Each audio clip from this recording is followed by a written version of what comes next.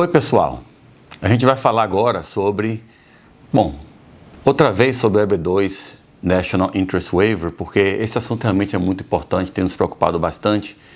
Fiquem ligados.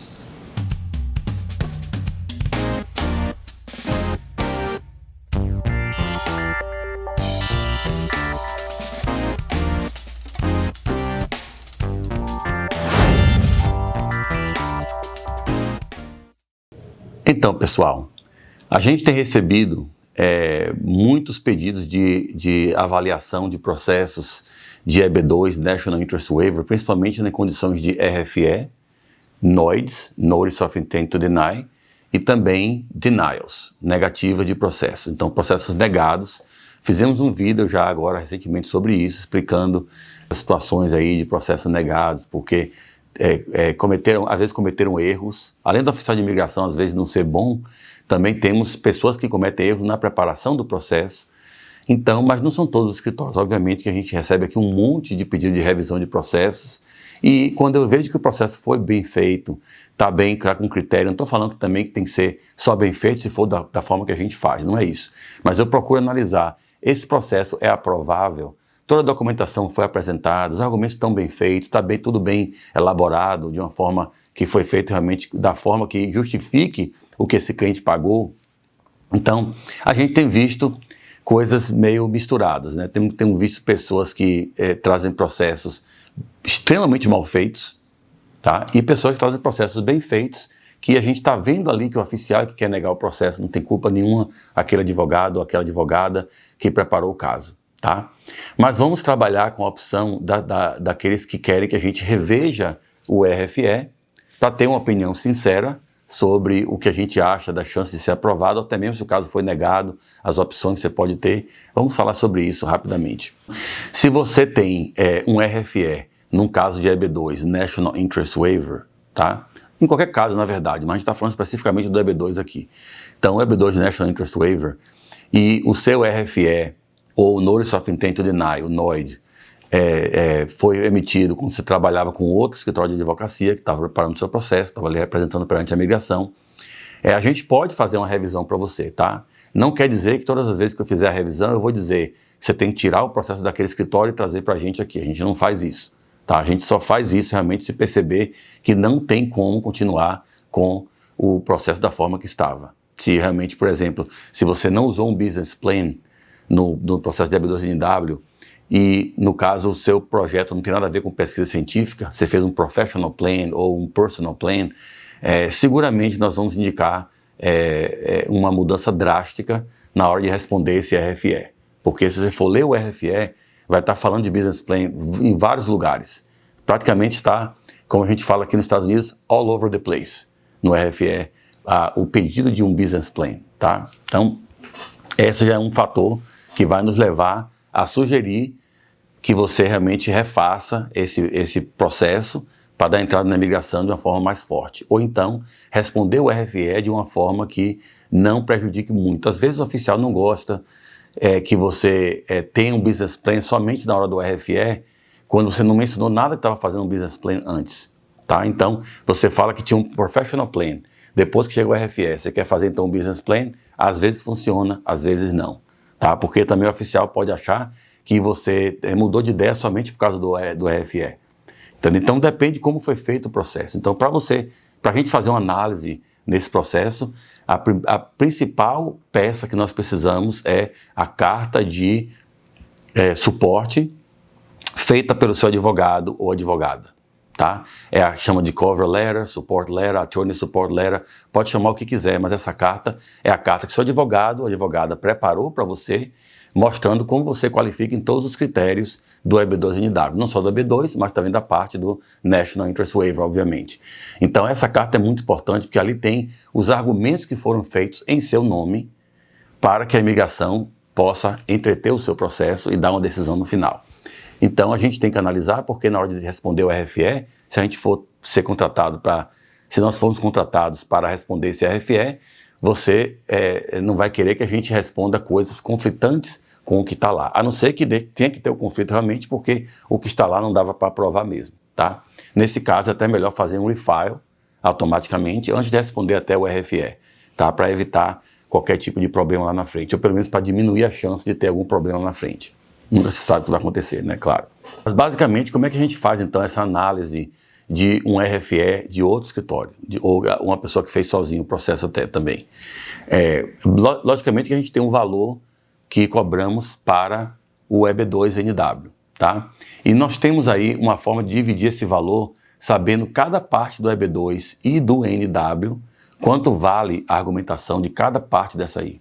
Porque sabemos o trabalho que dá fazer o argumento, sabendo a documentação que tem que ser apresentada em relação àquele argumento. Então, tudo isso a gente tem como fazer um breakdown completo, tá? Então, se você traz um RFE, por exemplo, em que a migração deu o Advanced Degree, já aceitaram o Advanced Degree, então você já tem a elegibilidade para o EB2, tá? Agora vamos falar só do NW, então já não vai ser o valor total que a gente cobra aqui, para responder como se fosse fazer um processo todo do zero, tá? Então a gente, no caso, faria um argumento em cima da parte que a migração não deu, não quis considerar, ou melhor, não aprovou, não aceitou. Então, às vezes, você vê também na parte do NW, a migração deu, tá, é muito comum isso hoje em dia, né? A migração dá o Substantial Merit, o mérito substancial do projeto, mas não dá o National Importance. Inclusive, fizemos até um vídeo somente sobre National Importance, tá? Que seria bom que vocês assistissem também para entender como importante é você mostrar o National Importance através de um Business Plan, tá? Mas nesse caso, a gente tem que ver se a migração deu Substantial Merit e não deu National Importance, qual é a argumentação que o oficial está usando para não dar aquele National Importance para o seu projeto. E muitas vezes você vai ler ali no próprio RFE, ele falando que não foi comprovado que seu projeto tem o potencial de criar empregos. Olha aí o Business Plan, que é o que vai mostrar que você tem o potencial de gerar empregos. Então é muito importante que tenha essa informação lá. Às vezes também a migração não dá o segundo prong, que é mostrar que você está well positioned to advance the proposed endeavor. Então essa que você está bem qualificado para avançar o projeto proposto. Às vezes a migração não quer dar e não aceita a documentação que está no processo. E muitas vezes a pessoa já está bem qualificada, está na cara que a pessoa está qualificada, mas a migração não aceita e manda uma lista. Essa é a lista maior que tem, com um monte de documentos sugeridos, que você não tem que seguir a lista toda, mas você pode apresentar alguns desses documentos para demonstrar que está well positioned to advance the proposed endeavor, bem posicionado para avançar o projeto proposto. Então, essa é uma parte muito grande do RFE, geralmente, e a gente tem que analisar. Então, mais uma vez, a carta de suporte, porque a documentação de suporte você vai ter, porque você deu para o advogado, né? Então você vai ter essa informação lá. Mas o advogado vai ter que dar realmente a carta de suporte, a carta que eles mandaram para a migração em suporte àquela aplicação, àquela petição que você está fazendo. Nesse caso aí, temos também aqueles escritórios que não gostam de dar a carta de suporte, tá? Gente, isso é contrário às regras de ética profissional de qualquer bar dos Estados Unidos. Qualquer bar quer dizer não é o bar de tomar cerveja, não. O bar é a ordem de advogados, é o Bar Association de cada estado. Então, você pode ver que os 49 estados, fora a Califórnia, têm uma regra específica, que é a ABA, a American Bar Association. Nessa regra, diz que o advogado tem que dar ao cliente cópia da carta de suporte, todo o material. Não tem negócio de dizer que é trabalho do advogado, que tem copyright, né, direitos autorais. Tudo isso aí é baboseira para enganar você. Não existe copyrights de uma coisa que você pagou, tá? Se você pagou por aquilo ali, é a mesma coisa que você pagar. Imagina que você paga uma pessoa para fazer uma música para você, um compositor. Você pagou por aquele trabalho, mas ele não pode lhe dar o trabalho porque ele tem copyrights. Não, você tem copyrights quando você faz por si próprio, tá? Quando você faz porque outra pessoa pagou você para fazer, você não tem copyrights. Então eles têm que dar essa carta para você, tá? A Califórnia é um estado que tem uma regra diferente dos outros 49 estados, mas eles também obrigam o advogado a dar cópia da carta de suporte ou qualquer outro documento que você preparou para o cliente em relação àquele processo, para o qual você foi contratado. Então, não existe essa desculpa.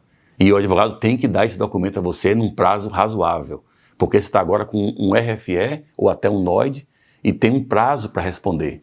Então, quanto mais tempo o advogado levar para dar a carta de suporte, menos tempo o seu novo advogado vai ter para analisar e preparar uma resposta para apresentar a imigração. Então, É muito importante que você, quando marcar o seu appointment, se você quiser marcar um appointment com a gente para rever o seu caso, peça a cópia do processo inteiro, incluindo a carta de suporte. Principalmente a carta de suporte e o índice da documentação que foi enviada, né, na ordem que está ali. Geralmente o package completo, né, o pacote completo, como foi mandado para a migração. A gente tem que analisar tudo isso daí, porque vai salvar tempo. Se você agendar um horário com a gente para falar que recebeu um RFE e nos mandar o seu RFE em anexo, ou se o seu caso for negado e mandar a negativa em anexo, você vai falar com a gente e a gente vai dizer, mas cadê a cópia do processo todo para eu ver o que está lá? Aí você vai falar, eu não tenho ainda, vou pedir advogado. Então você vai ter que pedir e marcar um outro horário para a gente poder analisar.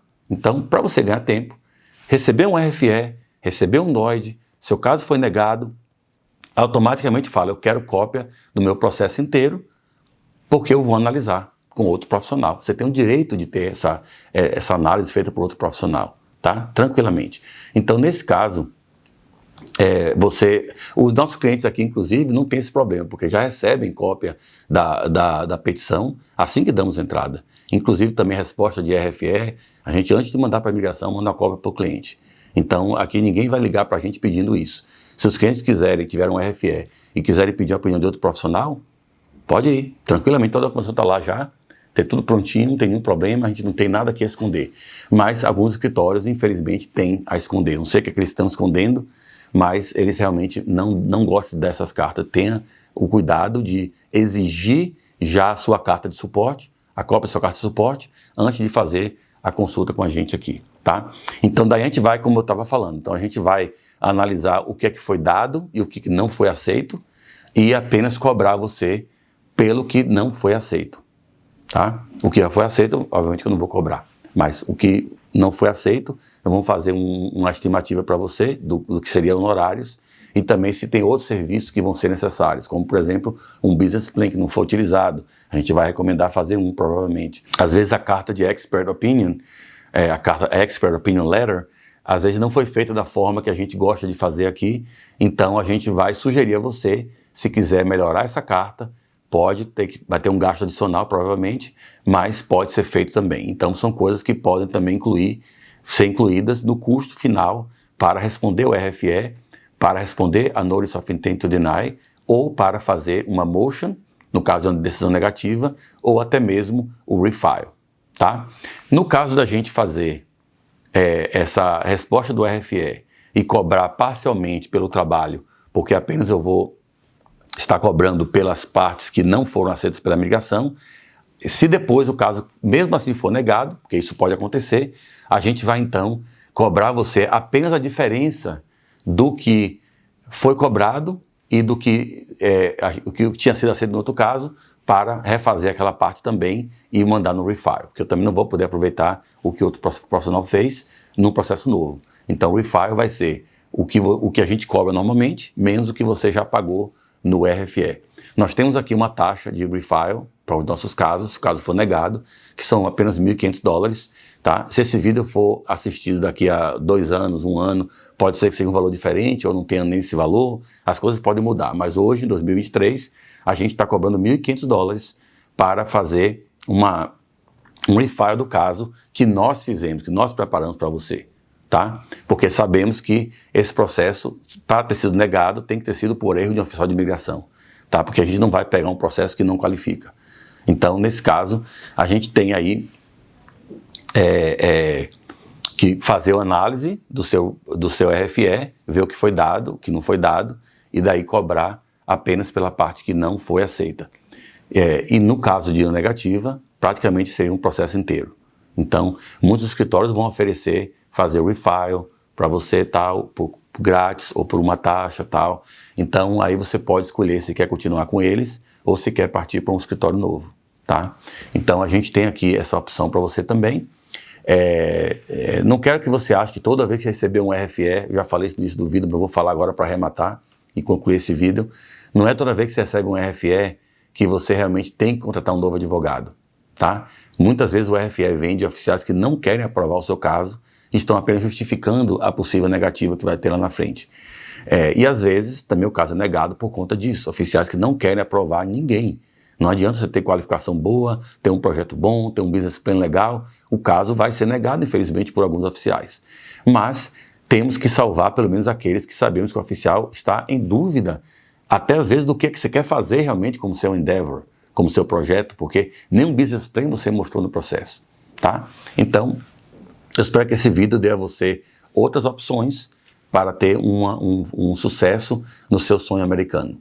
Estamos aqui para tirar suas dúvidas. Se você não subscrever o nosso canal, por favor, subscrevam e aperte o sininho para ser notificados quando subirmos um vídeo novo, tá? Nos vemos na próxima, pessoal. Tchau!